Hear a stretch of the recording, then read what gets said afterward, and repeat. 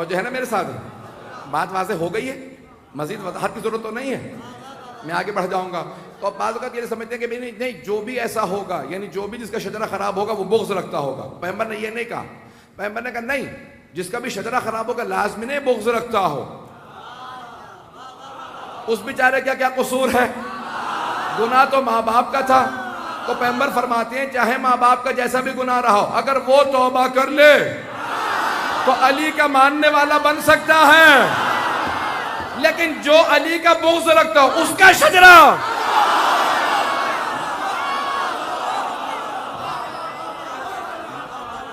بات واضح ہو گئی ہے؟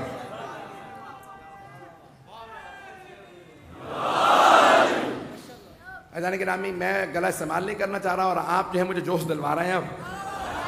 اور میں پیش کروں گا کہ میں جب بہت سے مضامین پیش کر رہا ہوتا ہوں نا تو پھر میں یہاں ہوتا ہی نہیں ہوں، یا نجف میں ہوتا ہوں یا کربلا میں ہوتا ہوں.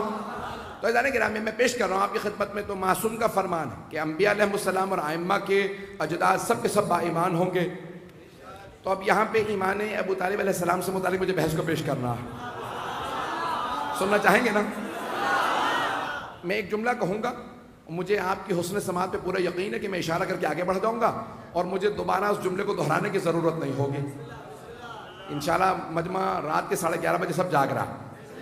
تو بھائی یہ جملہ پیش کر رہا ہوں، اس میں بڑی میری محنت ہے اور اردو ادب کا مرکز مانا جاتا ہے پورے پاکستان کا کراچی کو، تو اس لیے مجھے پورا یقین ہے کہ میرا جملہ ضائع نہیں ہوگا. تو اب آئیے ذرا میں آرام سے پیش کروں گا جملے کو. ایمان ابو طالب پہ ایمان رکھنا ایمان کی علامت ہے.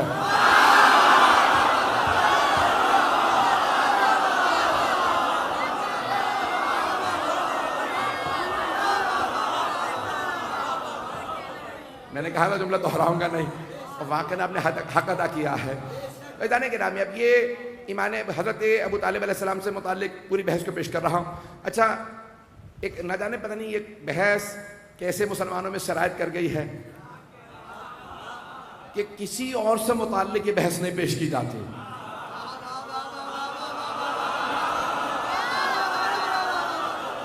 اچھا، جو افراد حج پہ جا چکے ہیں ان کے تو ذہن میں ہوگا، اور جو نہیں گئے ہیں خدا انہیں جانا نصیب فرمائے. جب آپ حج پہ جائیں گے نا تو وہاں کوئی لفظ سوچ رہا تھا کہ کوئی اور کچھ استعمال کر لوں، تو اب وہاں آپ کو متوع ملیں گے. تو وہ آپ کو یعنی جنت معلیٰ جو قبرستان ہے رسول خدا کے اجداد کا، کہ جہاں جناب ابو طالب ہیں، جناب یعنی خود جناب سرور کائنات کے جناب خدیجہ ہیں، ان کے بیٹے ہیں، جناب عبد المطلب ہیں، جناب ہاشم ہیں.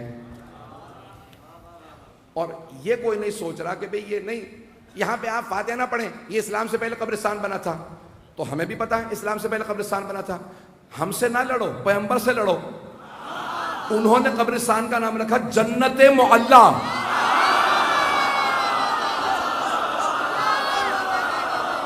حبیب خدا نے نام رکھا جنت معلیٰ. جنت بھی نہیں، جنت معلیٰ، جیسے ہے کربلا معلیٰ.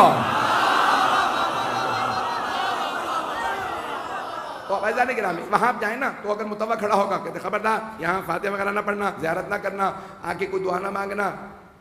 اور 3 الفاظ ہی انہیں یاد ہیں. یہاں پہ اگر فاتحہ پڑھو گے، دعا مانگو گے، ذریعے پہ زیارت کرو گے تو بدعت ہے، شرک ہے، حرام ہے. میں بار بار کہہ رہا ہوں، نہ جانیں گے 3 الفاظ انہیں کون دے گیا.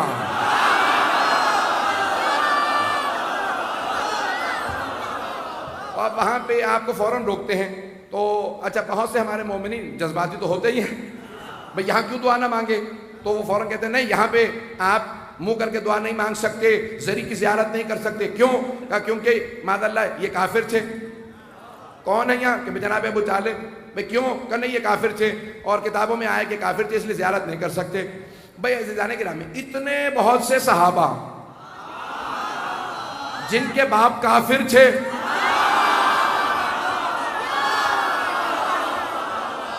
نہیں میں توہین نہیں کر رہا ہوں، میری عادت ہی نہیں ہے بالکل بھی. عزیزان گرامی، بھئی کتنے بہت سے ایسے لوگ تھے جن کے باپ جو ہیں وہ کافر تھے، لیکن کہیں پہ ضد نہیں ہے. ضد ہے تو جناب ابو طالب سے. تو وہاں پہ متوع کھڑے رہیں گے کہ نہیں یہاں زیارت نہیں کر سکتے کیونکہ ان کی زیارت کرنا جائز نہیں، بدعت ہے، حرام ہے، شرک ہے. کہ بھئی کیوں؟ کہ بھئی یہ کافر تھے، اور کہا کہ بھئی بہت سی احادیث بھی پیش کی ہیں کہ کیا بھئی پیغمبر اسلام نے ان کو کان میں کہا چچا جان آپ کلمہ پڑھ لیجئے، میں روز قیامت آپ کی شفاعت کر دوں گا۔ پیغمبر نے کان میں کہا تو ایک بات تو واضح ہو گئی کہ شفاعت ہے، نہیں پہنچا سکا۔ تو وہ کہتے ہیں پیغمبر نے، رسول خدا نے جناب ابو طالب کے کان میں کہا، میں کتاب کا حوالہ نہیں دے رہا ہوں، آپ کو معلوم ہے کہ اس کی دل آزاری نہ ہو جائے کتاب کا نام لوں گا تو اب کتاب میں آیا، ہماری مستند ترین کتاب ہے قرآن کے بعد وہ کہتے ہیں، تو اس میں لکھا ہوا ہے کہ رسول خدا نے کہا چچا جان، کان میں کہا چچا جان آپ کلمہ پڑھ لیجئے میں آپ کی شفاعت کر دوں گا۔ تو جناب ابو طالب نے فوراً پلٹ کے کہا بھتیجے میں اپنے اجداد کے دین پہ باقی ہوں۔ تو ہمارا عقیدہ تو پہلے یہی ہے کہ اجداد رسول خدا، اجداد معصومین سب کے سب با ایمان ہیں، تو اگر انہوں نے یہی کہا تو ہمارا مطلب ثابت ہو گیا۔ اب وہ کہتے ہیں کہ نہیں، رسول خدا نے کان میں کہا جناب ابو طالب سے چچا جان آپ کلمہ پڑھ لیجئے۔ مجھے تعجب ہے مسلمانوں پہ، سننے پہ آتے ہیں تو کان میں کہیں بات سن لیتے ہیں۔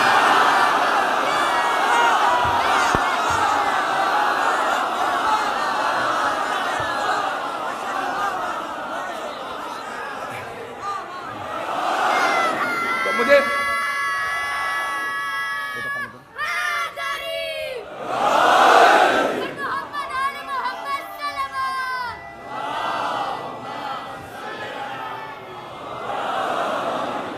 توجہ ہے زدان کرام، مجھے تعجب ہے مسلمانوں پہ، سننے پہ آتے ہیں تو کان میں کہیں بات سن لیتے ہیں۔ بھئی کان میں بات اسی لیے کہی جاتی ہے تاکہ کوئی اور نہ سنے، نہیں پہنچا پایا۔ مجھے اگر انتظامیہ سے کچھ کہنا ہونا میں کان میں کسی کے بات کہہ دوں تو کان میں کہنے کا مقصد یہی ہے تاکہ آپ لوگ نہ سنیں۔ تعجب ہے مسلمانوں پہ، سننے پہ آتے ہیں تو کان میں کہیں بات سن لیتے ہیں، اور نہیں سننے پہ آتے تو غدیر میں چیخ چیخ کے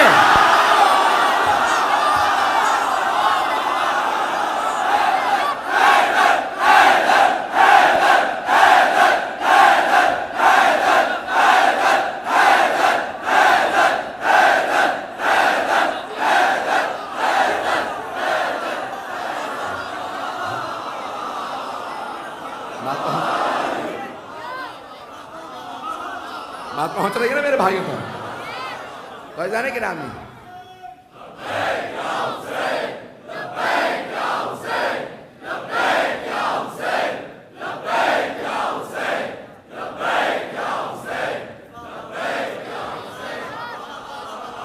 ایزانے کے نامی، مجھے تعجب ہے، سننے پہ آتے ہیں تو کان میں کہیں بات سن لیتے ہیں، اور نہیں سننے پہ آتے تو غدیر میں چیخ چیخ کے اعلان کر رہے ہیں من کنت مولا فہذا علی المولا، اور وہاں پہ کسی کو سنائی نہیں دے رہا۔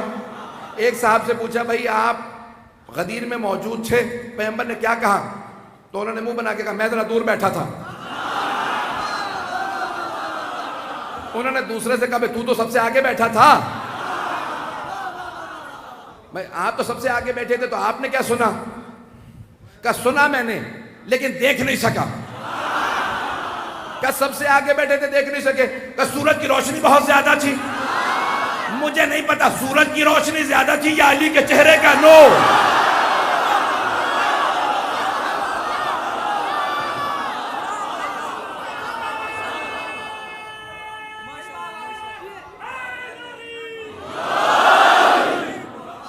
چلتے رہیں گے حضرات؟ تو وہاں پہ دھوپ میں تھی، دوسری اعلان میں، ایک تو شدت دھوپ میں تھی، دوسری اعلان میں دو طرح سے جل گئے کچھ لوگ ریگستان۔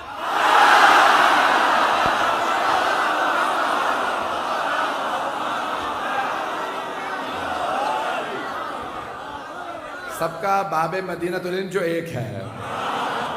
تو عزیزان گرامی وہاں پوری بحث یہ ہے، وہ کہتے کہ نہیں آپ ان کو یہاں پہ آ کے سلام نہیں کریں، زیارت نہیں پڑھیں، اور یہ بدعت ہے، اور پیغمبر اسلام نے کان میں کہا تھا۔ اور بھئی اچھا ٹھیک ہے کان میں کہا تھا تو آپ کو کیسے معلوم ہے؟ کہ اس کے 3 راوی ہیں۔ آج 3 پہ چلتا رہے گا سارا سلسلہ۔ تو میں 3 راوی بتا رہا ہوں، میں کسی کی توہین مقصود نہیں۔ تینوں راویوں کی جلدی نام سن لیجیے۔ پہلے راوی ہیں عبداللہ ابن عباس، دوسرے ہیں عبداللہ ابن عمر، تیسرے ہیں ابو ہریرہ۔ تو 3 راوی ہیں اور وہ کہتے ہیں قریش کے سارے سردار جمع تھے. پیغمبر نے ایک مرتبہ سرور کائنات نے آ کے اپنے چچا کے کان میں کہا چچا جان ایمان لے آئیے میں آپ کی شفاعت کر دوں گا. تو اب آئیے ذرا دیکھتے ہیں. میں تو تجزیہ کر رہا ہوں روایت کا کیونکہ روایت کے اوپر تجزیہ جائز ہے. علم رجال کی بحثیں ساری اسی پہ اور شیعہ سنی سب علم رجال کی بحثیں. پہلے عبداللہ ابن عباس ذرا ان سے متعلق تجزیہ کر لیجئے جو اس وقت 2 برس کے تھے. وہ تو روایت کر نہیں سکتے. یہ شاید آپ کے ہاں کراچی میں روایت 2 برس کے بچے سے شروع ہو گئی ہوں. تو آپ خاموش نہ بیٹھیے گا. وہ تھے 2 برس کے. دوسرے ہیں عبداللہ ابن عمر. وہ کہتے ہیں میں وہاں بھائی قریش کے سرداروں کا جلسہ تھا. قریش کے سردار جمع تھے تو آپ وہاں کیا کر رہے تھے؟ بھائی جب سردار جمع ہوتے ہیں نا وہ اوروں کو نہیں آنے دیتے اور اس زمانے میں تو اور زیادہ پابندیاں تھیں. پتہ نہیں لوگ ہیں یا نہیں. تیسرے ہیں ابو ہریرہ. وہ ابھی مسلمان ہی نہیں ہوئے تھے. وہ مسلمان ہوئے 9 ہجری میں. 9 ہجری میں مکے کے اندر ابھی سردار جمع ہیں. تو اب یہ 3 راوی میں نے تینوں کا بتا دیا آپ کو کہ صورتحال کیا ہے. بہرحال اب وہاں پہ پیغمبر اسلام نے کان میں کہا چچا جان آپ ذرا کلمہ توحید دہرا دیجئے. آج تک شیعوں میں تلقین باقی ہے کہ جب انسان دنیا سے جا رہا ہو تو اسے فوراً کہو اپنا عقیدہ دہرا لو. میں مانتا تھا لا الہ الا اللہ محمد رسول اللہ علی ولی اللہ اور میں مانتا تھا کہ علی کے 11 بیٹے بھی امام ہیں. پہلے کا نام حسن اور روایت میں ہے کہ 12 تک سب کے نام دہراؤ اور ایک مرتبہ کہو کہ تم قرآن کو مانتے تھے سیدہ کو مانتے تھے. سارے عقیدے کو دہراؤ. تو دہرایا عقیدہ اس کے لیے جاتا ہے جو با ایمان ہو. بے ایمان کو آخری وقت میں نہیں کہا جاتا. پہنچ رہی ہے.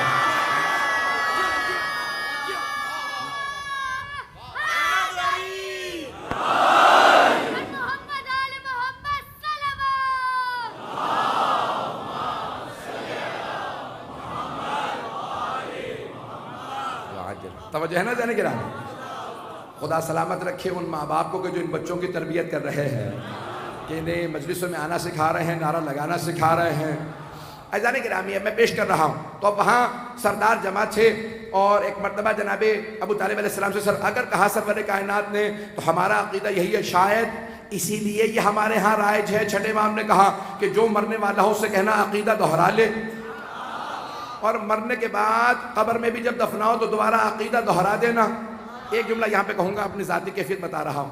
یقین مانیے کہ موت کے بعد جو تسکین مجھے محسوس ہوتی ہے نا وہ تلقین پہ ہوتی ہے کہ پروردگارہ تیرا شکر ہے تو نے ہمیں لاوارث پیدا نہیں کیا. نہ جانے قبر میں کون کون جائے گا کیسے کیسے جائے گا. تیرا شکر ہے تو نے ہمیں علی کا ماننے والا بنایا. قبر میں بھی جائیں گے تو مولا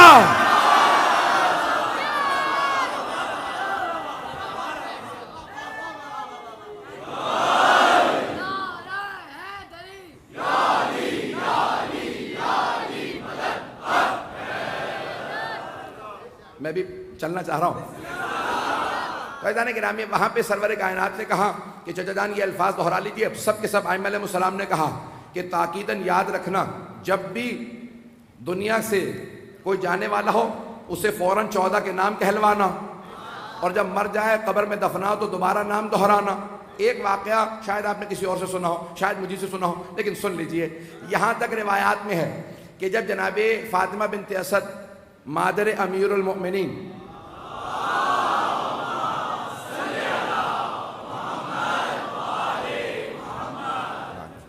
دنیا سے رخصت ہوئی تو جناب امیر روتے ہوئے آئے سرور کائنات کے پاس. کہا یا رسول اللہ آج میری ماں کا انتقال ہو گیا. تو سرور کائنات نے کہا شیعہ سنی علماء نے لکھا یا علی مت کہیے کہ آپ کی ماں کا انتقال ہوا بلکہ کہیے یا رسول اللہ آپ کی ماں کا انتقال ہو گیا. امی بعد امی وہ میری ماں کے بعد میری ماں تھیں. جتنی محبت انہوں نے مجھے دی چچی نے مجھے بڑی محبت سے پالا. پیغمبر آئے اپنی ابا اتاری اور کہا کہ میری ابا کا کفن دینا میری چچی کو. اپنی ابا اڑھائی جنازہ خود پڑھایا قبر مطہر میں اترے. جنت البقیع میں قبر ہے جناب فاطمہ بنت اسد کی جناب ام البنین کے ساتھ جناب صفیہ کے ساتھ. یہ بیویاں ساتھ ساتھ ہیں. تو جناب سرور کائنات میں کہتا ہوں سلام اس بی بی پہ جن کو قبر میں دینے والے علی مرتضیٰ تھے، قبر میں لینے والے رسول خدا تھے۔ رسول خدا نے کہا ذرا یا علی رک جائیے، پہلے میں ذرا قبر سے بات کر لوں۔ رسول خدا نے اپنے ہاتھ سے پوری قبر کو ملنا شروع کیا اور زمین پہ دیواروں پہ ہاتھ لگا، کہا قبر خبردار میری چچی کو اذیت نہ ہو، اگر میری چچی نے کوئی شکوہ کیا میں حساب لوں گا۔ اپنے ہاتھوں سے چچی کو لیا، قبر میں رکھا، قبر سے باہر آئے۔ جملہ میں پیش کر رہا ہوں، اب شیعہ سنی علماء نے لکھا ہے پیغمبر اسلام نے اپنے ہاتھوں سے قبر کو بند کیا اور سرحانے بیٹھ گئے۔ سرحانے رسول اسلام موجود ہیں اور پائنتی پہ جناب علی مرتضیٰ کہ ایک مرتبہ رسول خدا کی آنکھوں میں آنسو تھے، ایک مرتبہ روتے روتے رک گئے۔ سارے صحابہ پیغمبر کو دیکھ رہے ہیں کہ ایک مرتبہ رکے اور فوراً کہا ابنوں کے چچی جان آپ کا بیٹا بھائی نعرہ آئے گا لیکن بات سننے کے بعد تو رسول خدا نے کہا، شیعہ سنی علماء نے لکھا ہے کہ رسول خدا ابنوں کے رسول خدا نے فرمایا کہ چچی جان آپ کا بیٹا۔ صحابہ نے کہا یا رسول اللہ کیا معاملہ؟ کہ فرشتے آئے بڑی تعظیم سے میری چچی سے پوچھا من ربو کے، آپ کا رب کون ہے؟ چچی نے بڑے اطمینان سے کہا اللہ ربی، اللہ میرا رب ہے۔ انہوں نے کہا من رسولوں کے، آپ کا من نبیوں کے، آپ کا نبی کون ہے؟ چچی نے میری طرف اشارہ کیا محمد نبی، محمد میرے نبی ہیں۔ ایک مرتبہ فرشتوں نے پوچھا من اماموں کے، آپ کا امام کون ہے؟ چچی نے میری طرف دیکھا، میں نے فوراً کہا ابنوں کے۔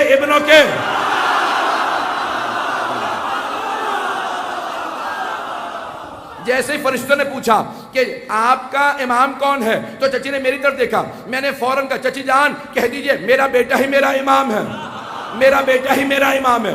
او مسلمانوں، وہ جناب فاطمہ بنت اسد جو ولادت کے لیے کعبے میں گئی ہوں، جب جناب امیر کی والدہ کا علی کی ولایت کے بغیر گزارا نہیں ہے تو پھر تیرا میرا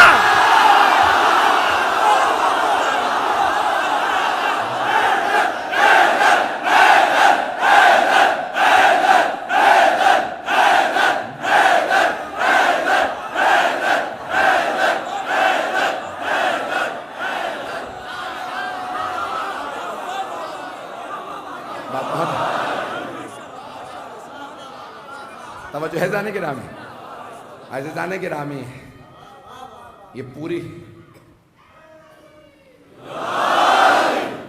توجہ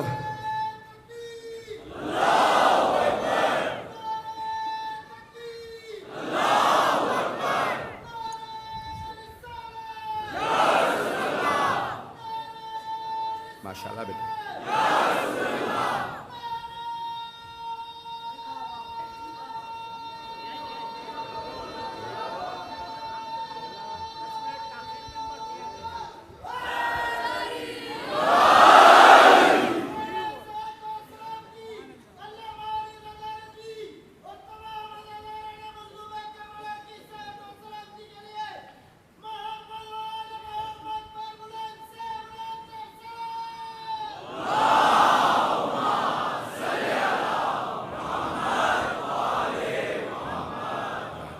پروردگار سلامت رکھے نعرہ لگانے والوں کو، ان سب کو صحت و سلامتی، پروردگار جتنے عزادار یہاں موجود ہیں سب کو صحت و سلامتی عنایت فرما۔ عزیزان گرامی میں پیش کر رہا ہوں تو جناب سرور کائنات نے جناب فاطمہ بنت اسد سے بھی یہی کہا کہ ابنوں کے۔ عزیزان گرامی یہ پوری کائنات امیر المؤمنین کی ولایت کے بغیر آگے نہیں بڑھ سکتی، اور نووی نے اہل سنت کے بہت بڑے مؤلف ہیں، نووی نے فرمایا کہ اللہ نے حدیث قدسی میں فرمایا لو اجتمع الناس كلهم على ولایت علی لما خلقت النار، اگر سارے لوگ، اللہ فرماتا ہے اگر سارے لوگ علی کی ولایت پہ اجماع کر لیتے، علی کی ولایت کو مان لیتے تو میں جہنم خلق ہی نہ کرتا۔ تو پتہ چلا جہنم کو بنایا ہی منکران ولایت ہے۔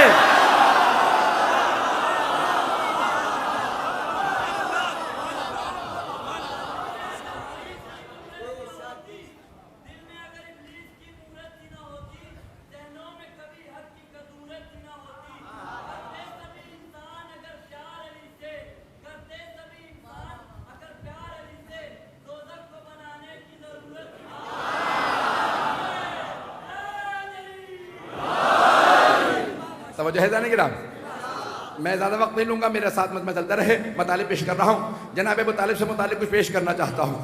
عزیزان گرامی، اب جناب ابو طالب کے ایمان سے متعلق کچھ باتوں کو پیش کرنا چاہوں گا کہ ہمارے ہاں عقیدہ یہ ہے کہ خود ہماری تفاسیر میں تفسیر صافی میں چھٹے امام سے روایت ہے کہ روز قیامت جب جناب ابو طالب اور جناب خدیجہ شفاعت کرنے پہ آئیں گے تو اگر مشرق سے لے کے مغرب تک لوگ جمع ہوں گے وہ سب کی شفاعت کر دیں گے، لیکن ان کا حق شفاعت ختم نہیں ہوگا، ان کا حق شفاعت ختم نہیں ہوگا۔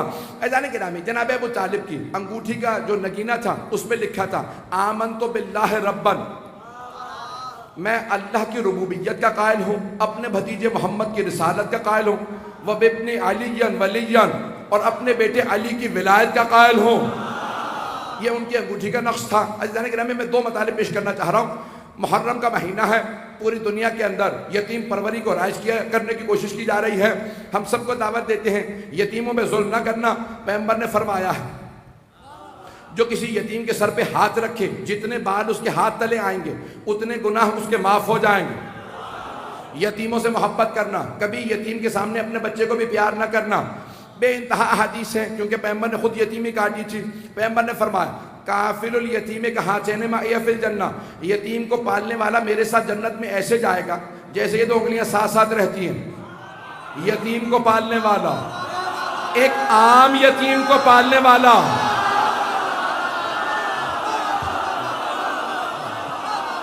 صحیح بخاری میں ہے، ایک عام یتیم کو پالنے والا میرے ساتھ جنت میں ایسے جائے گا جیسے یہ دو انگلیاں ساتھ رہتی ہیں۔ عام یتیم کو پالنے والا، ایک عام یتیم کو پالنے والا پیغمبر کے ساتھ جنت میں ایسے جائے گا جیسے دو انگلیاں ساتھ رہتی ہیں۔ اور جس ابو طالب نے کائنات کے سب سے عظیم یتیم محمد مصطفیٰ کو پالا ہو،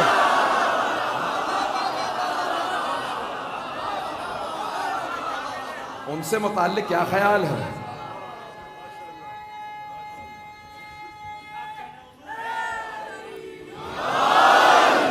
توجہ فرما رہے جانے کے نام۔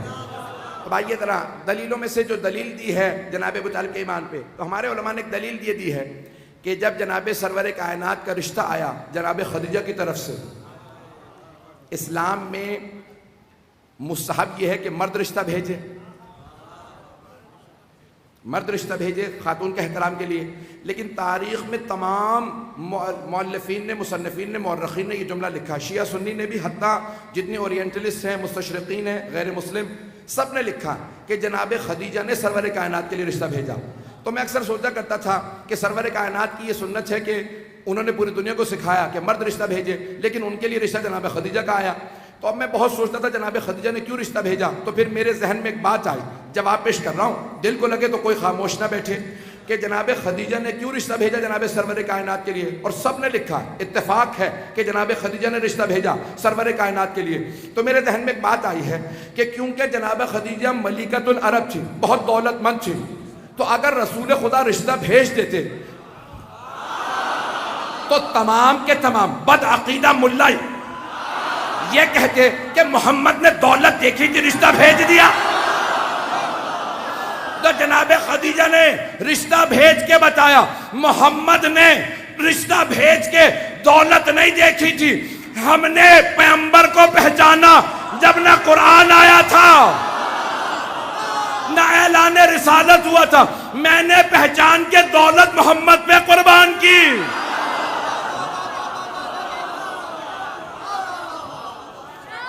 رشتہ آیا جناب خدیجہ کا، تو ایک مرتبہ جناب ابو طالب نے فوراً رشتہ آنے پہ کہا حضرت نفیسہ خاتون سے کہ میرے بھتیجے محمد سے مستقیماً بات کرو، ڈائریکٹ بات کرو۔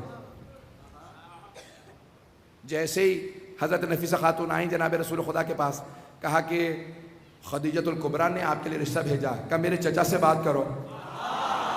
جو ہو رسول خدا صلی اللہ علیہ وسلم نے فرمایا کہ میرے چچا ابو طالب سے بات کرو، کہ پہلے ان کے پاس جا چکی ہوں، انہوں نے آپ کے پاس بھیجا۔ کہا کہ ٹھیک ہے، پھر مجھے مشورہ کر لینے دو۔ یہ پیغمبر ادب سکھا رہے ہیں، صرف بڑوں کا نہیں، جناب ابو طالب کا، چچا اور بھی تھے لیکن ابو طالب اور ہیں۔ تو کہا کہ مجھے مشورہ کر لینے دو، میں اپنے چچا سے مشورہ کر لوں، پھر اس کے بعد بتاؤں گا مجھے رشتہ قبول ہے یا نہیں ہے۔ فوراً گئے جناب سرور کائنات جناب ابو طالب کے پاس، کہا چچا جان آپ کو معلوم ہے نا کہ خدیجہ کا رشتہ آیا ہے؟ کہا ہاں بھتیجے۔ کہ چچا جان آپ کا مشورہ کیا ہے؟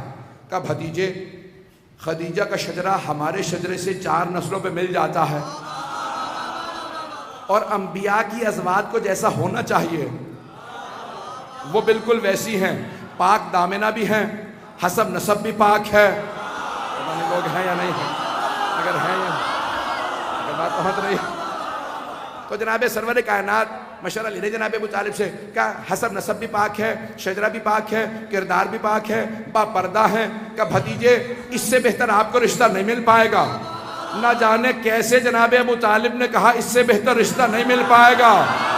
پیغمبر کو اس کے بعد اتنی شادیاں ہوئیں، ویسا رشتہ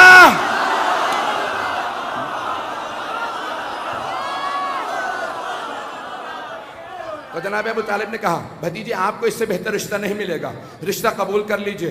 تو جناب سرور کائنات نے فوراً نفیسہ خاتون سے کہا ہمیں رشتہ قبول ہے۔ عزیزان گرامی پوری زندگی سرور کائنات صرف 2 چیزیں لینے گئے ہیں۔ اس جملے کو میں پورے اپنے خون جگر کے ساتھ پیش کروں گا۔ اللہ نے انبیاء کو بھی جب بلایا نا کتابیں دینے کے لیے، جناب موسیٰ سے کہا موسیٰ میں نے توریت بھیجنی ہے، کوہ طور پہ آ جاؤ۔ جناب عیسیٰ سے کہا جبل سعیر پہ آ جاؤ، انجیل نازل ہونے والی ہے۔ اللہ نے کتابیں بھی دی، انبیاء کو صحیفے بھی دیے، تو خود بلایا جہاں پہ اللہ نے بلایا تھا وہاں کتابیں نازل کی، لیکن اللہ نے پیغمبر کو قرآن کے لیے بلایا نہیں، جہاں جہاں پیغمبر گئے، جہاں جہاں پیغمبر جاتے تھے وہاں وہاں قرآن آتا تھا۔ پتہ نہیں میں پہنچا پایا یا نہیں۔ عزیزان گرامی اللہ نے نہیں کہا کہ آپ غار حرا میں آ جائیں، پیغمبر غار حرا میں گئے، اللہ نے وہاں قرآن بھیج دیا۔ گھر میں آئے وہاں قرآن بھیج دیا، جناب خدیجہ کے گھر گئے وہاں قرآن بھیج دیا، جناب ابو طالب کے گھر میں آئے وہاں قرآن بھیج دیا، جنگ میں گئے وہاں قرآن بھیج دیا، صلح میں گئے وہاں قرآن بھیج دیا، مسجد میں تھے وہاں قرآن بھیج دیا، عرش پہ گئے وہاں قرآن بھیجا، کسی کو دوش پہ لیا۔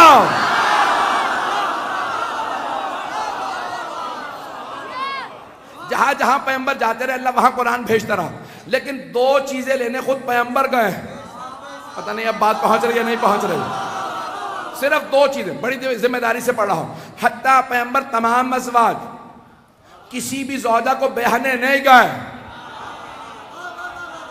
صرف جناب خدیجہ سے شادی مکے میں ہوئی ہے، باقی تمام ازواج مدینے میں ازواج آئی ہیں، پیغمبر بیاہنے نہیں گئے، نہیں پہنچا سکا۔ پیغمبر گھروں پہ نہیں گئے، باپ اپنی بیٹیوں کو پیغمبر کی خدمت میں لے کے آئے۔ پتہ نہیں بات پہنچا پر، لیکن 2 چیزیں، یعنی اللہ قرآن بھی پیغمبر کو بھیج رہا، لیکن 2 چیزیں لینے خود پیغمبر گئے ہیں۔ جناب خدیجہ کو جب بیاہنے گئے تو خود ان کے گھر گئے، اور جب علی کو لینے گئے تو خود ہی کعبے گئے۔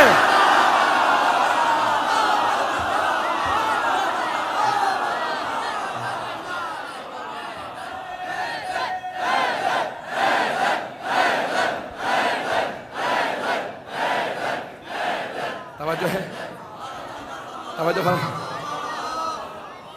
تو 2 ہستیوں کو خود پیغمبر لینے کے لیے گئے ہیں۔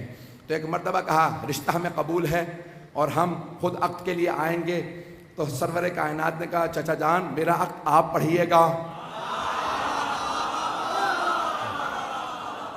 سارا مجمع نہیں پہنچا اور مجھے انگلی پکڑ کے پہنچانا آتا ہے۔ حضرت امام محمد تقی علیہ السلام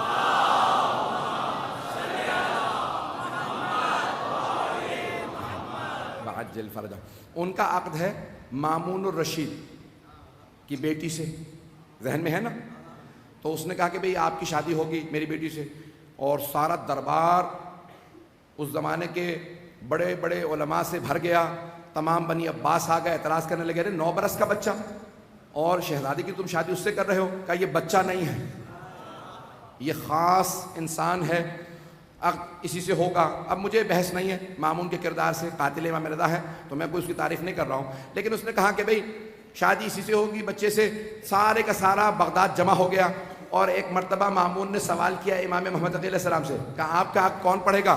اتنے علماء کھڑے ہیں ان میں سے انتخاب کر لیجئے۔ اگر بات پہنچ جائے، ان میں سے آپ جس کا انتخاب کریں گے وہ آپ کا حق پڑھ دے گا، اور اگر کہیں تو میں آپ کا حق پڑھ دیتا ہوں۔ امام نے کہا خبردار، اگر میرے بابا یہاں موجود ہوتے تو میرا عقد وہ پڑھتے، لیکن کیونکہ میرے بابا جیسا کوئی اور نہیں ہے اسی لیے میں اپنا عقد خود پڑھوں گا۔ اب پہنچ رہا ہے، اپنا عقد میں خود پڑھوں گا۔ اب سمجھ میں آیا جناب ابو طالب کا مقام؟ ارے رسالت جس سے عقد پڑھوائے، کہا چچا جان آپ میرا عقد پڑھیں گے؟ تو ایک مرتبہ جناب ابو طالب نے کہا ٹھیک ہے۔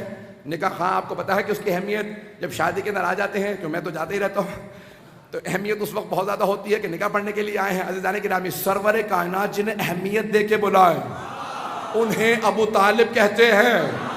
سب نے لکھا جناب ابو طالب نے ہرے رنگ کا عمامہ باندھ رکھا تھا، ابا قبا پہن رکھی تھی، پٹکا باندھ رکھا تھا، بہت خوبصورت تھے، وجی تھے، سفید ریش تھے۔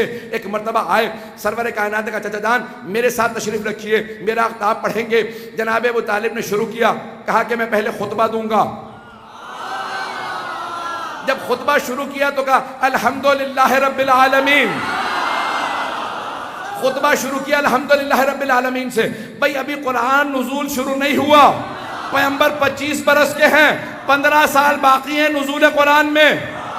اب مجھے نہیں پتا کہ جناب ابو طالب لوح محفوظ کا مطالعہ کر رہے تھے، مجھے نہیں پتا کہ جناب ابو طالب لوح محفوظ کا مطالعہ کر رہے تھے کہ قرآن کا پہلا سورہ فاتحہ ہوگا، الحمد سے شروع ہوگا یا نہیں۔ انہوں نے ویسے ہی الحمدللہ پڑھ دی تھی، لیکن اللہ کو اتنا پسند نہ آیا۔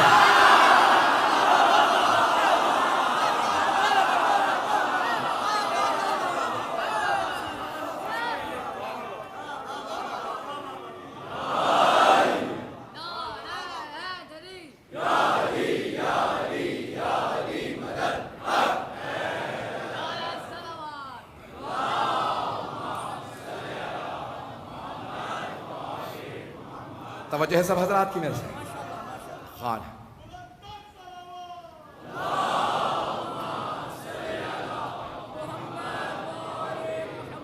واجل فرج۔ میں دیکھ رہا ہوں بہت دور دور تک لوگ کھڑے ہیں، باہر کا مجھے اندازہ نہیں ہے، مجھے بتایا جاتا ہے کہ دور دور تک کوئی گلی کوچہ خالی نہیں ہوتا۔ یہ آپ حضرات نے جو مجھے محبت دی، کہ جس عقیدت و محبت سے میرے ٹوٹے پھوٹے مطالب کو سنا، جس عقیدت سے مجالس میں آتے رہے، جناب سیدہ قبول فرمائے۔ عزیزان گرامی، جناب ابو طالب کوئی عام ہستی نہیں ہے۔ میں ابھی بھی پڑھنے کے موڈ میں ہوں، تو شاید میں نے اسی مقام پہ، کیا ہوتا ہے کہ آپ حضرات مجھ سے جو مانوس ہیں وہ انتا مجھے بتاتے ہیں کہ ہم آپ کو ہر جگہ فالو کرتے رہتے ہیں، جو مجلس آپ پڑھ دیتے ہیں ہم فوراً ڈاؤن لوڈ کر کے سن لیتے ہیں، تو پڑھنا بڑا مشکل ہو جاتا ہے سمجھنے میں کہ جو پہلی ساری مجالس سن چکا ہو۔ تو عزیزان گرامی، اگر موضوع ٹکرا بھی جائے یا کہیں سے میں مطلب پیش کروں تو پھر بھی محبت سے، اسی محبت سے سنتے رہیے گا۔ عزیزان گرامی، اب جناب سرور کائنات 25 برس کے ہیں، ایک مرتبہ 40 برس کے ہوئے، اعلان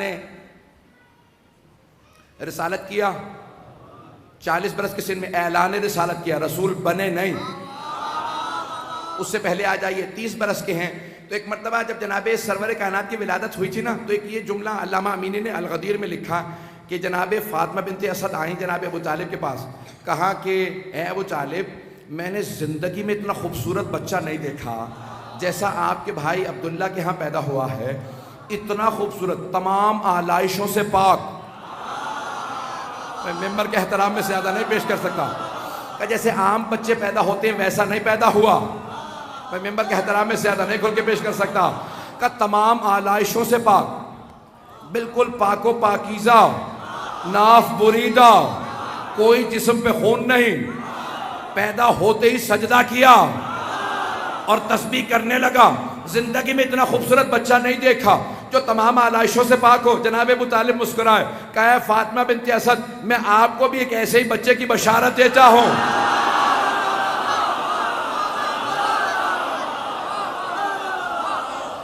میں ایسے ہی بچے کی بشارت دیتا ہوں، 30 برس بعد آپ کے ہاں بھی ایک ایسے ہی بچے کی آمد ہوگی، اس میں یہ تمام صفات ہوں گی جو میرے بھتیجے میں ہیں، الا النبوہ، سوائے نبوت کے۔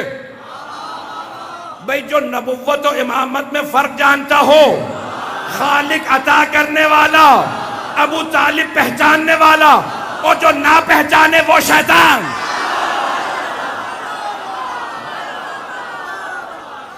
عزیزان گرامی ایک مرتبہ کہا کہ فاطمہ بنت اسد میں آپ کو بشارت دیتا ہوں عزیزان گرامی 30 برس کے ہیں جناب سرور کائنات کہ جناب امیر علیہ السلام کی آمد ہوئی کہ جناب ابو طالب نے دوبارہ آغوش میں لیا. اب وقت نہیں ہے کہ میں تفصیل میں جاؤں, میں 15 سے 20 منٹ لوں گا, اس کے بعد مصائب پہ آ جاؤں گا. چلیں گے نا حضرات میرے ساتھ؟ اگر کہتے تو میں یہیں پہ ختم کر دیتا ہوں. تو آئیے ذرا میرے ساتھ چلیے گا. 40 برس کے پیغمبر اسلام اعلان رسالت کر دیا اور ابھی دعوت ذوالعشیرہ ہوئی ہے, اور وہاں دعوت ذوالعشیرہ میں سرور کائنات نے جناب ابو طالب سے کہا چچا جان خاندان والوں کے لیے دعوت کا اہتمام کر دیں, مجھے ایک پیغام پہنچانا ہے کہ بھتیجے آج ہی دعوت ہو جائے گی. جناب ابو طالب نے فوراً ایک بیٹے کو آواز دی, مورخین نے نام علی بتایا ہے, اور جناب نہ جانے کیسے جناب ابو طالب نے یا علی کہہ کے بلایا کہ آج تک ساری دنیا علی نہیں کہتی, یا علی ہی کہتی ہے. تو ایک مرتبہ کا یا علی, سارے قبیلے کو سارے خاندان کو دعوت دے دیجئے, دعوت ذوالعشیرہ ہے. جناب امیر نے سب کو دعوت دی, میرے بابا نے سب کو کھانے پہ بلایا, کل اتنے بجے پہنچ جائیں, سب کے سب پہنچ گئے, سارا خاندان آ گیا. اور آپ کو پتا ہے کہ کیسے کیسے افراد موجود تھے. تو ایک مرتبہ سب نے لکھا کہ ابو لہب جیسی آیا تو آنے کے بعد کہا ابو طالب تم نے ہماری توہین کی ہے, ایک بھیڑ کی ران پکانے کے بعد تم نے سارا قبیلہ بلا لیا, ہم میں سے ایک ایک آدمی پورا پورا بکرا کھانے والا.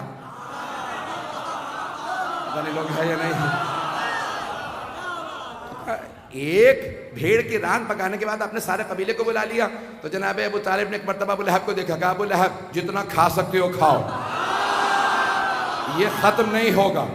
کہا کیوں ختم نہیں ہوگا؟ کہا میرے بھتیجے محمد کا ہاتھ مس ہو گیا, ہاتھ مس ہو گیا. اب سمجھ میں آیا جب ہم زیارت کرتے ہیں تو کیوں کہتے ہیں مس کر لیا.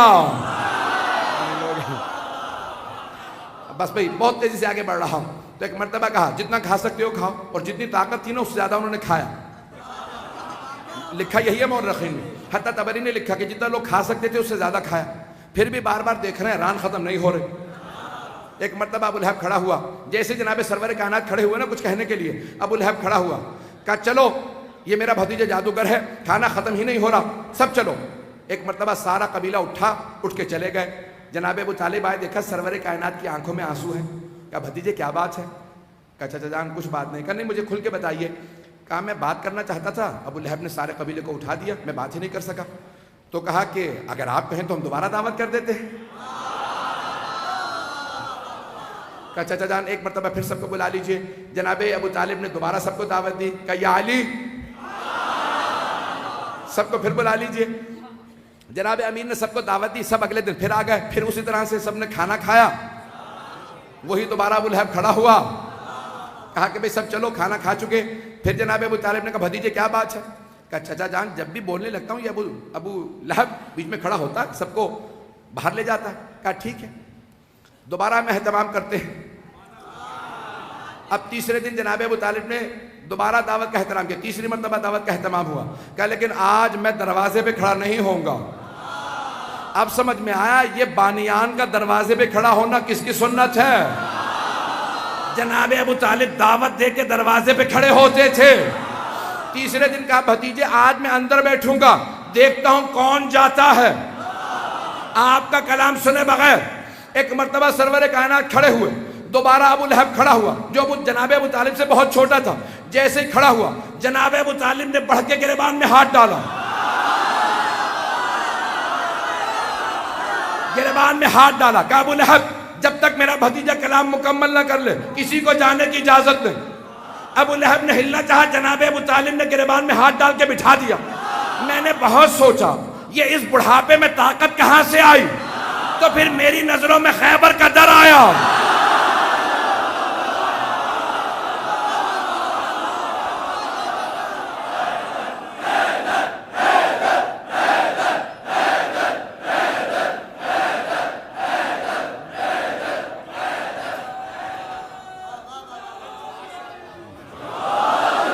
بس پہ نعروں کا وقت نہیں ہے, نعرہ ضرور آئے گا, میرا آپ سے وعدہ ہے انشاءاللہ ضرور نعرہ لگائیے گا. لیکن جیسے میں بات کو مکمل کر دوں تو اب جناب ابو طالب نے گریبان میں ہاتھ ڈالا, بٹھا دیا. تو میں سوچا کرتا تھا اس بڑھاپے میں اتنی طاقت, کہ ابو لہب جیسے کہ گریبان میں ہاتھ ڈالے بٹھا دیں، تو مجھے سمجھ میں آیا یہ فاتح خیبر کے باپ ہیں۔ ایک مرتبہ کا سب بیٹھ جاؤ جب تک کہ میرا بھتیجا کلام مکمل نہ کر لے۔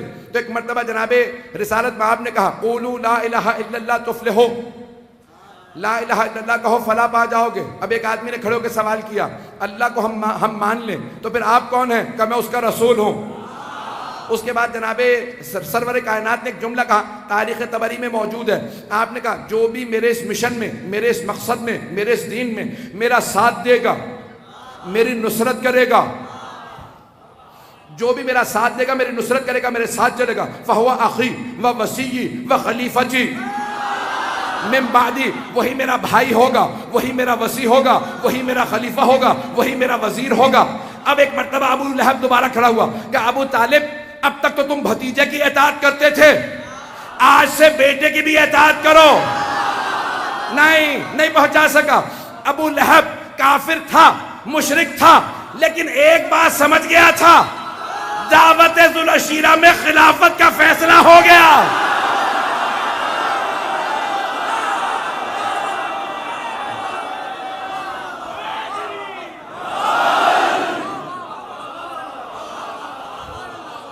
بارہ بج چکے ہیں، چلیں گے؟ فیضان کرام ایک مرتبہ ابو لہب نے کہا اب تک تو بھتیجے کی اطاعت کرتے تھے، اے ابو طالب آج سے بیٹے کی بھی اطاعت شروع کر دو۔ بھائی بھائی سے زیادہ بھائی کو کوئی نہیں جانتا۔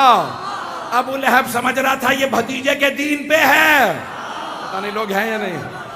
کہا اب تک تو صرف بھتیجے کی اطاعت کرتے تھے، آج سے بیٹے کی بھی اطاعت کرو۔ ایک مرتبہ ابو لہب اٹھا، سب اٹھ کے چلے گئے، صرف اور صرف ایک بچہ کھڑا کہتا رہا یا رسول اللہ میں آپ کا ساتھ دوں گا، میں دیکھنے میں کم سن ہوں، میں بچہ ہوں، میری ٹانگیں دیکھنے میں کمزور نظر آتی ہیں، میں بہت پتلا دبلا ہوں، لیکن میرا آپ سے وعدہ میں آپ کے دشمنوں کی ہڈیاں توڑ دوں گا۔ بھائی مستشرقین نے یہی لکھا I will break down the bones of your enemies، کہ ایک بچے نے کھڑے ہو کے کہا، نام علی تھا، کہ یا رسول اللہ میں آپ کے دشمنوں کی ہڈیاں توڑ دوں گا۔ نہ جانے کیسی تربیت کی ہے جناب ابو طالب نے۔ عزیزان کرام ایک مرتبہ جناب امیر نے کہا بس بے وقت نہیں ہے، کہا میں آپ کے دشمنوں کی ہڈیاں توڑ دوں گا، میں آپ کا ساتھ دوں گا۔ سب کے سب چلے گئے، جناب ابو طالب جناب امیر کے ساتھ بیٹھے ہیں۔ اب جناب سرور کائنات گھر سے باہر نکلنے لگے، تبلیغ کرنے لگے، ہر جگہ بات پھیلنے لگی، محمد نے اعلان کر دیا وہ رسول ہیں۔ تو وہاں پہ ایک بہت بڑے سازشی آدمی، نام تھا ابو سفیان، تو اس نے کہا کہ بھی پریشانی کی بات نہیں ہے، میں نے منصوبہ سوچ لیا۔ اس نے 3 سازشیں کی۔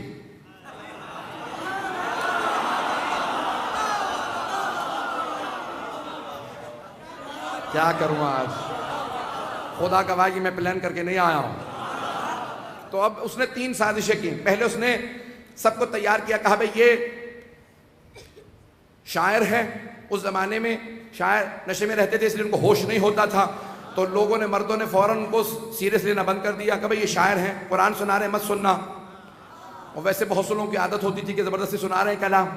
تو اب ایک مرتبہ اس نے ابو سفیان نے سازش کی کہ بھئی سب میں مشہور کر دو یہ شاعر ہیں، مردوں نے سننا بند کر دیا۔ اب خواتین کو قرآن نہ سن لیں تو کیا کہا جائے کہ بھئی یہ جادوگر ہیں، خواتین جادوگروں سے بہت ڈرتی ہیں، ایسا نہ ہو کہ عقل زائل ہو جائے، تو کہا بھئی یہ جادوگر ہیں۔ اب خواتین بھی دور ہو گئیں کہ کوئی کلام نہیں سن رہا، ہدایت کا پیغام نہیں لے رہا، کہ بھئی بچوں کو کیسے روکا جائے، کہ بچوں کے لیے بھی میرے پاس ایک منصوبہ، بچوں کو کہہ دیا جائے کہ یہ مجنون ہیں، دیوانے ہیں۔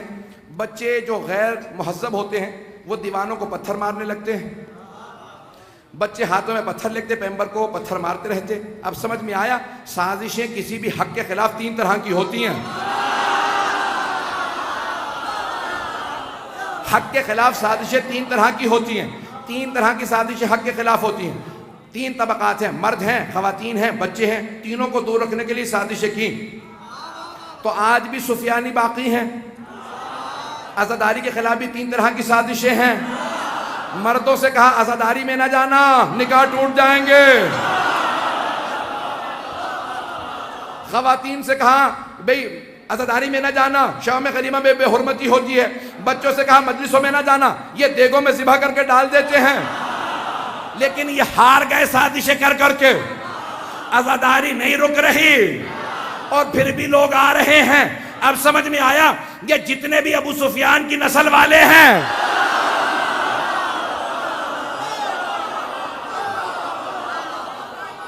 حق کے خلاف سازش کرتے رہتے ہیں۔ تو اذان گرامی، ایک دن پیغمبر اسلام گھر آئے تو دیکھا پورے جسم پہ نشان۔ جناب ابو طالب سنیں گے نا، جہاں آپ اشارہ کر دیں گے وہیں پہ ختم ہو جائے گی مجلس۔ تو جناب سرور کائنات گھر آئے، جناب ابو طالب نے دیکھا پورے جسم پہ لباس پہ نشان ہے۔ کہ بھتیجے کیا حالت بنا رکھی ہے؟ کہ چچا جان یہ ابو سفیان نے بچوں کو سکھایا میں مجنون ہوں اور وہ بچے مجھے پتھر مارتے رہتے ہیں۔ جناب ابو طالب نے رسول خدا کا ہاتھ پکڑا کہ بھتیجے میرے ساتھ چلیے، اور رسول خدا چل پڑے۔ یہ نہیں کہا چچا جان اب میں بچہ نہیں رہا، 40 برس کا ہو گیا ہوں، اعلان رسالت کر چکا ہوں۔ جناب ابو طالب نے بازو پکڑا کہا میرے ساتھ چلیے، پیغمبر فوراً چل پڑے۔ اب سمجھ میں آیا بغیر چونو چرا جس کے ساتھ رسالت چل پڑے،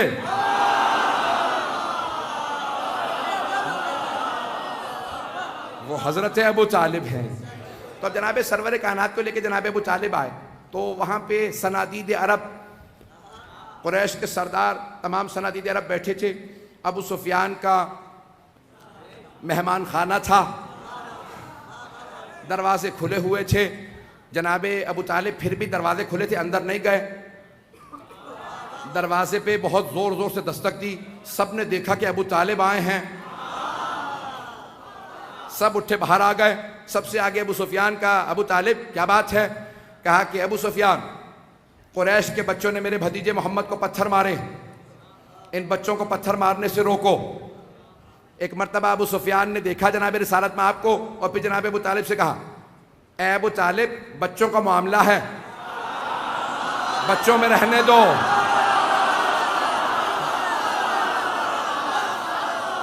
ابو طالب بچوں کا معاملہ ہے، بچوں میں رہنے دو۔ جناب ابو طالب نے ایک مرتبہ ابو سفیان کو دیکھا کہ ابو سفیان پھر سوچ لو، ایک بچہ میرے گھر میں بھی ہے، پہنچ رہا ہے، ایک بچہ میرے گھر میں بھی ہے۔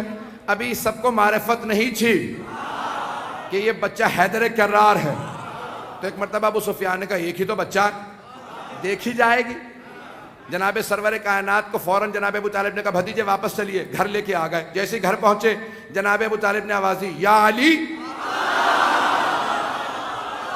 چلتے رہیں گے، میرے اب سینے میں دم نہیں ہے نہ گلے میں دم ہے، کوئی طاقت نہیں رہی، مجھ سے جناب ابو طالب پڑھوا رہے ہیں۔ اب جانے گرامی 1 گھنٹے سے زیادہ ہونے والا ہے، اور ایک مرتبہ جناب ابو طالب نے آ کے آواز دی، کہا یا علی۔ جناب امیر آئے، کہا کہ کل جب میرا بھتیجا گھر سے باہر جائے تو آپ ساتھ جائیے گا۔ کہا بابا جان میرا آپ سے وعدہ ہے۔ کہا بیٹا مجھ سے وعدہ کیجئے کہ جب وہ پتھر مارے تو کوئی پتھر میرے بھتیجے کو نہ لگے۔ کہا بابا جان جو پتھر چلے گا میں سینے پہ لوں گا، جو ہاتھ اٹھے گا میں وہ ہاتھ توڑ دوں گا، جو سر اٹھے گا وہ میں سر پھوڑ دوں گا۔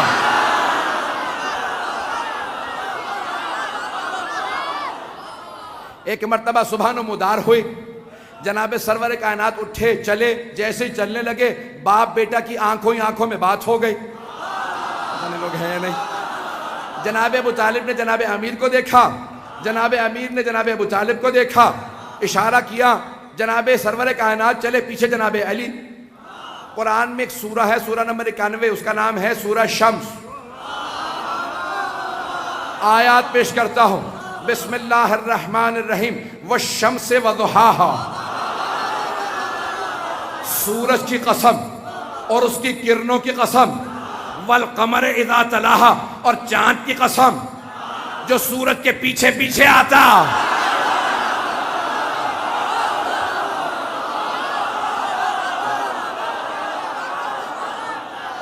شمس رسالت گھر سے چلے، قمر امامت نے طواف شروع کیا، چلیں گے، شمس رسالت چلے، قمر امامت ساتھ ساتھ۔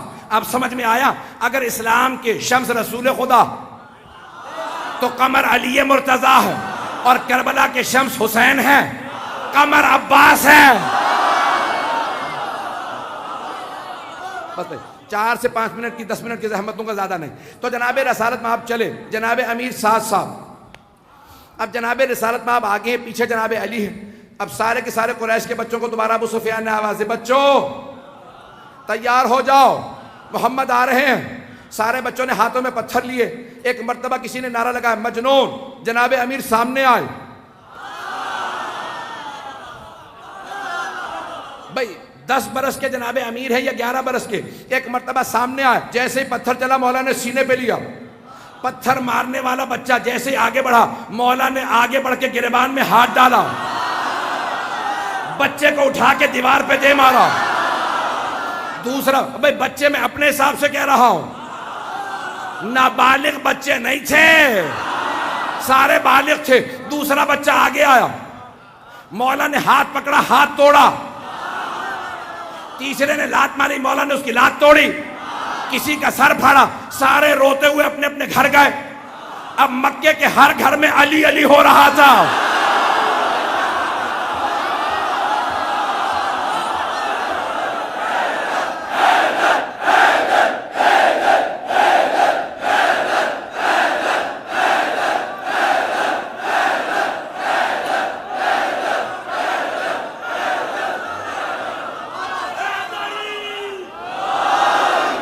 بس کہیں بیٹھنے کی جگہ نہیں ہے، میرے جملوں کو سن لیجئے گا، اسی پہ مکمل کر دوں گا۔ 5 سے 10 منٹ کی زحمت دے رہا ہوں، اس کے بعد مسائل پہ آ جاؤں، چلیں گے نا؟ تو مکے کے اب ہر گھر میں علی علی ہو رہا تھا۔ ایک ماں نے پوچھا، بیٹا اب کہاں سے پٹ کے آئے ہو؟ کہا مجھے علی نے مارا۔ دوسری ماں نے پوچھا اپنے بیٹے سے، بیٹا کیا بات ہے، ہاتھ ٹوٹا ہوا کہاں تھا؟ سارے بچے ایک ہی بات کہہ رہے تھے، علی نے مارا، علی نے مارا۔ اب سمجھ میں آیا، یہ عرب کے مشرک بچوں کو، کافروں کو بچپنے سے علی سے پٹنے کی عادت تھی۔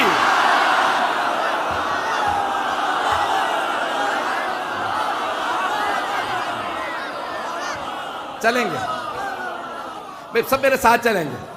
تو ایک مرتبہ جناب امیر علیہ السلام، سارے کے سارے گھروں کے اندر ایک ہی بات ہو رہی ہے، علی علی ہو رہا تھا۔ سب کے سب بڑے لوگوں نے اپنے بچوں کو لیا، کہا ہمارے ساتھ چلو۔ یا میں یوں کہوں کہ عرب کے لوگ اپنے ٹوٹے ہوئے کھلونے لے کے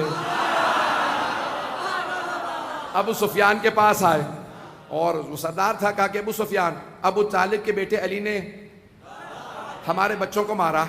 ابو سفیان نے کہا اتنے بچے؟ پورا مکہ بچوں سے بھرا ہوا، اور ایک بچہ سب کو مار رہا؟ کہا تجھے نہیں پتا۔ ایک بچے نے کہا جب وہ بچہ سامنے آتا ہے نا، آنکھیں ایسی ہیں، بڑی بڑی آنکھیں ہیں، جب وہ دانت بھیجتا ہے نا تو آنکھیں سرخ ہو جاتی ہیں۔ وہ بچہ نہیں لگتا، شیر لگتا۔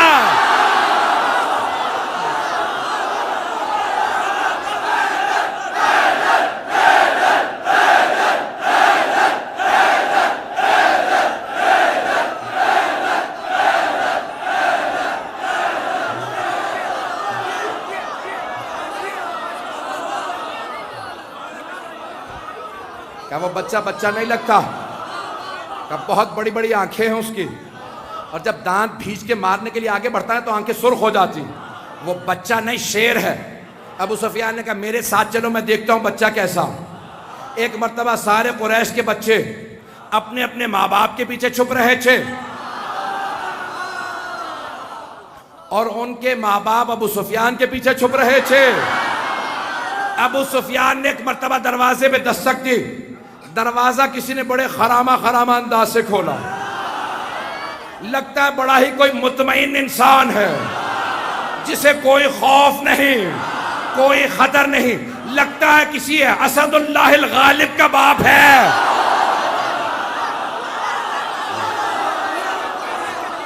ایک مرتبہ جناب ابو طالب نے دروازہ کھولا، سارے کے سارے قریش کے لوگ کھڑے تھے، ابو سفیان سب سے آگے۔ کہا ابو طالب، آپ کے بیٹے علی نے ہمارے بچوں کو مارا۔ جناب ابو طالب مسکرائے، کہا ابو سفیان، بچوں کا معاملہ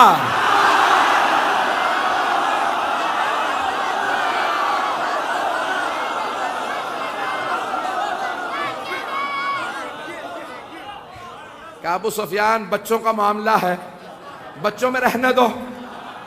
پتہ نہیں بات پہنچ رہی ہے نہیں پہنچ رہی. اب سمجھ میں آیا جناب ابو طالب کی بصیرت کا مزاج. کہ ابو سفیان بچوں کا معاملہ ہے، بچوں میں رہنے دو. اب ابو سفیان سب کو واپس لے گیا کہ سارے منصوبے فیل ہو گئے.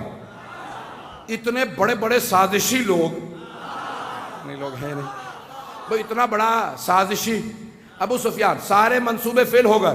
کیا کس نے منصوبوں کو فیل کیا؟ کہ ایک ابو طالب جو سارے کفر و کفار و نفاق کے تین ہی الفاظ ہیں،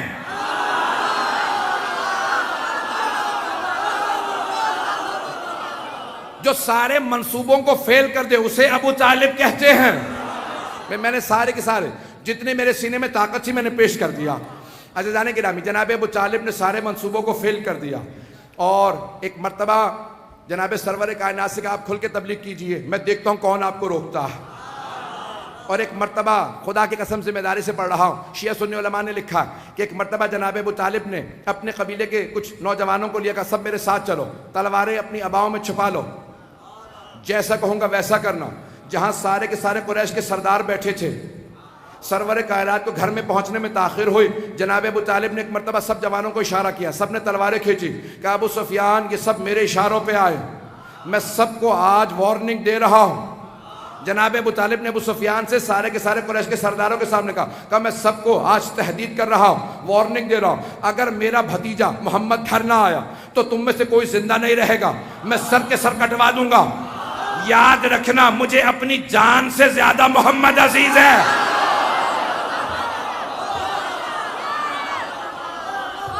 کہ تم میں کوئی نہیں بچے گا، کہ تم میں کوئی نہیں بچے گا. ایک مرتبہ جناب سرور کائنات گھر پہنچے، کہا کہ چچا جان میں محفوظ ہوں. کہ بھتیجے آپ نے کہہ دیا اس لیے میں مطمئن ہوں. سب جوانوں کو اشارہ کیا واپس چلو. اب ایک مرتبہ ابو سفیان نے سمجھ لیا ابو طالب سے لڑنا آسان نہیں. پتہ نہیں لوگ ہے یا نہیں ہے. کہا یہ محمد کی محبت میں ہم سب کو مار سکتے ہیں. توجہ، ایک مرتبہ جناب حمزہ کہیں سے شیر کا شکار کر کے آ رہے تھے. جیسے گھر پہنچے دیکھا پیغمبر کی پیشانی سے خون بہ رہا. کہا کہ بھتیجے کیا بات ہے؟ کہا چچا جان کوئی بات نہیں. کہا نہیں مجھے بتائیے. کہا کہ یہ ابو جہل نے میری پیشانی پہ پتھر مارا جب میں طواف کر رہا تھا، اسی حالت میں شیر کو زمین پہ پھینکا. جناب حمزہ گئے اور اپنی کمان اتاری، ابو جہل کے سینے پہ ماری، ساری پسلیاں توڑ دی. اس کی پیشانی پہ ایک مرتبہ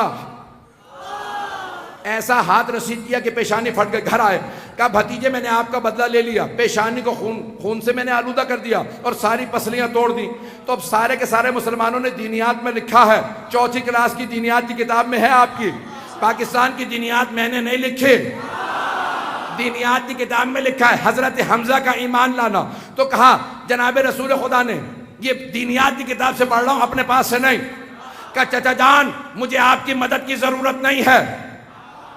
رسول خدا نے جناب حمزہ سے کہا چچا جان مجھے آپ کی مدد کی ضرورت نہیں ہے، اگر آپ نے مدد کرنی ہے تو پھر میرا دین قبول کر لیجئے. وہیں سے جناب حمزہ نے کہا مجھے کلمہ پڑھائیے میں مسلمان ہوتا ہوں. بھئی جناب حمزہ نے پلٹ کے یہ نہیں کہا آج پہلی مرتبہ میں نے مدد کی، آپ کو میری مدد نہیں چاہیے. وہ جو دوسرا چچا بچپنے سے مدد کر رہا ہے،